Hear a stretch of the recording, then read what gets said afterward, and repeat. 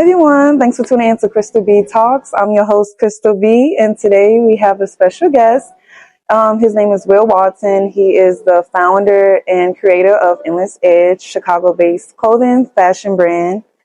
And today you will get to see how STEM plays a role into his accomplishments and how STEM plays a role into everything that we do in life, which consists of science, technology, engineering, and math. So let's give it up for Will Walton. Yay! Hi, Will. Hello, Crystal. How are you? I'm good. So when you started your brand, what inspired you to actually start your brand? My ability to get a sense of fearlessness and creativity out to the world. Before Inless Edge was the clothing brand, it was like my small little company where I customized shoes. But the whole purpose of me customizing shoes was just trying to like let people know, like, get your art out into something you love. I love shoes, so my form of art was customizing shoes. It transformed more into still wanting to get that message out of just being fearless, being creative with whatever you do. Because I feel like everyone is an artist just in their own form. So I was like, clothing, I can do that by the masses. I can actually spread that message out. I can actually impact more lives. I can help more people that way. Okay. So what type of equipment that you use to style your clothes? Really, to style them, an iPad, a phone, my MacBook. So like I'll use all three of those. Like those are my tools. Like if I'm on my phone, I'm definitely on Pinterest. I'm definitely on I'm looking at so much different art just to try to get inspiration. And then from there, I take that and bring it to the iPad and draw it up. And then from the iPad, I move it over to the MacBook and I'm in Illustrator and I'm in Photoshop. Oh, so you use a lot of technology-based equipment to style your clothes and your designs, different resources. Cool. So what's another interesting fact that you want to let the viewers know about your company? More so, like the company in itself is just, it's a community. It's not just like, I never looked at it like it being my clothing brand. I've always looked at it like you mentioned when we were off the camera how so many people have Inless Edge in their bio. That's kind of like a way of letting them know that this community is not just for me. Like I never planned, like if I disappear tomorrow or I just fall off the face of the earth, I want the community to still carry on. And that's the whole, like that's the real reason for Inless Edge. Oh, and the background of Inless Edge too was started from a skateboard. So when I first started as a clothing brand, it was actually for like my skateboarding friends. But I did that because skateboarding is a sport that I felt like you have to display that risk and being fearless. Like you go fall. At some point somebody then broke a bone, sprained the ankle, sprained the wrist, something didn't happen. I tried skateboarding when I was younger. I was terrible at it, but I loved it so much because it represented my character of just being fearless and taking risks. I love that. And then also a fun fact, guys, that he was in IT. So he have like a STEM background. And as engineers or people that have STEM backgrounds, we always are creative individuals. We have like a creative mindset. And he kind of like spurts off into doing like clothing, designs, and fashion. So how do you keep yourself motivated to actually continue to like make clothes and, find different designs for your clothing? For me, it's kind of like I go off of the mood. Like I don't release in the seasons. I release when I'm ready. So like I'll go. So like last year I went every day making a design. Like every day I made a new design. So that was like 365. I might have made more than that. So then like I just had those in the bank. And it's like when I'm ready to release them, I release them. And it's more so of a feel. Like I get a feel of the community. I get a feel of my friends. I get a feel of myself, how I'm feeling, the mood that I'm in, and then I release. Because I feel like this, at the end of the day, it's my art and it's something I'm giving out to the world. Money is extremely important. I will never say it isn't. But when it comes to your art, you really want to display it and give it to somebody at your time. I do agree. And quality is better than quantity, I think. Yes, it is. Yes, it is. Yes. So from putting your image on like a computer or iPad and translate it to Photoshop, do you use like actual mechanics to print out the designs on your clothes? I don't. My manufacturers do.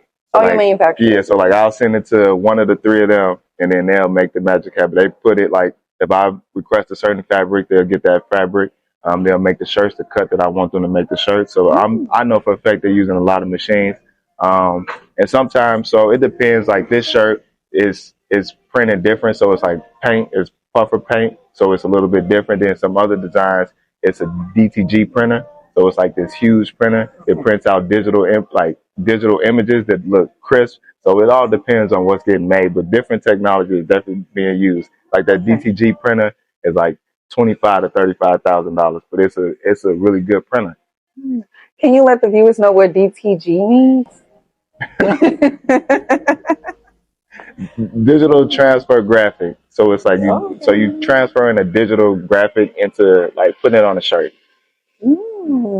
Okay.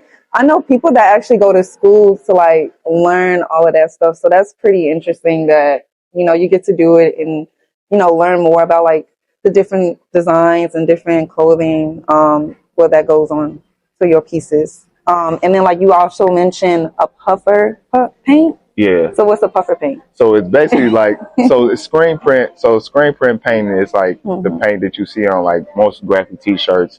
But with the puffer paint, like once it heats up, it rises and it stays risen. So it's like when you feel a smooth, if it's on a smooth surface like this, you can feel that it's lifted off the shirt. And where can people buy your clothes from? InlessEdge.com, and that's spelled endless 3DGE.com. Do you encourage STEM people that have like a STEM background to go into fashion? I encourage them to chase whatever their hearts desire. Not just fashion, but creativity in general. If you want to be a creative, it's out there. Like it's out there at any point. If you just want to do graphic design, if you want to do marketing, and you're just doing copywriting for them, or you're doing design for the marketing company or the marketing agency, whatever it is that you like, your heart desires to create. Like even if it's painting or like whatever it is, if you throwing paint on the wall or you throwing paint on a computer, an old computer, and that's your form of art, I encourage creativity for everybody. It helps. What can viewers expect from your company? Like, what's the next? The next move. The next move. I want to expand more to other states. I know I'm here in Chicago. I'm in Cleveland. I'm in Houston. I'm in LA. I'm even in Atlanta. But it's like now I want to kind of go a little further, and I want to kind of take things overseas, over the water. Like just to influence more. And just to see, I just want the brand to grow more and continue to grow, but I want the message not to get lost. Like I don't want them to forget that like this is when you put on Inless Edge, you displaying a form of fearlessness, like you being bold in a certain way, and so I don't want that to like be missed as we expand. So Inless Edge means being bold. I would say being fearless and creative. I would say being fearless and creative. I do want to mention, you said this earlier before the recording, but you said you don't want to label yourself as a Black-owned company. Yeah.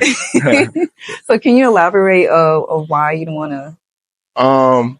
First, well, it was kind of my own thinking, but then, of course, how the universe works, if you think something, it'll be presented to you. So, like, I had already felt that way. And then I read 50 Cent's book, and he talked about how 8 Mile wasn't labeled like white owned or a white film, and he didn't want Get Rich or Die Trying to be labeled that because he wanted his film to go everywhere. And then he mentioned how if you put yourself as Black owned, you're put in that box. And 9 times out of 10, when people think Black owned, they think about giving support instead of actually being customers.